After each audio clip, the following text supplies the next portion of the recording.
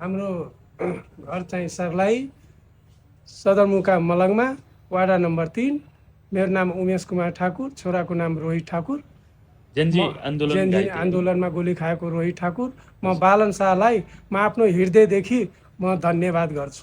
ल ठिक छ, भनेपछि घन्टी बजाउनुहुन्छ?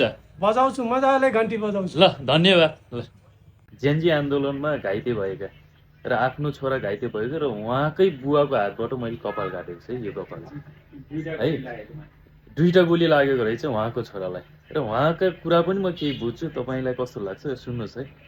मैले उहाँबाटै कपाल काटेको र उहाँसँग कुरा गर्दा गर्दै उहाँकै छोरा जेन्जी आन्दोलनमा 2वटा गोली खानुभएको रहेछ। गोली खाँदा उपचार त भयो होला होइन? बालेनले के सही गरे? नगए नि, उसको फोनै काफी थियो, गर्यो। उहाँको उपचारले के भन्छ कि डाक्टरलाई फोन गरिसकेपछि अनि उसको फोनै काफी थियो। मेरो छोरालाई के भन्छ कि अपरेसन गरेर गोली पनि निकाल्यो।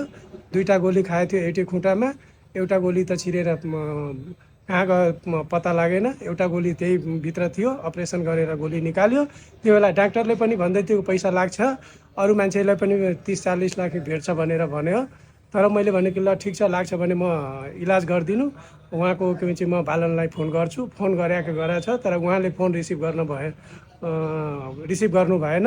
उहाँको कुनै आफन्त छ, उसले चाहिँ फोन गर्यो मलाई कि हजुरको नाम उमेश हो सही उमेश हो, छोराको नाम रोहित हो, के भएछ। मैले सब कुरा प्रस्ताव राखेँ। ल ठिक छ, हजुरलाई टेन्सन लिनु पर्दैन, उहाँको तर्फबाट फोन गइसक्यो, हजुरको छोराको फ्री इलाज हुन्छ। ए, भनेपछि तपाईँको छोराको उपचार हुनुमा बालेनको ठुलो भूमिका छ, यही हो? 100%। भनेपछि 100% बालेनले तपाईँको छोराको है जुन 2वटा गोली लागेको छ त्यो गोली निकाल्नेमा र तपाईँको छोराको सफल उपचार गर्नुमा बालेनको एकदम भूमिका रहेको 100% भूमिका रहेको देखियो होइन?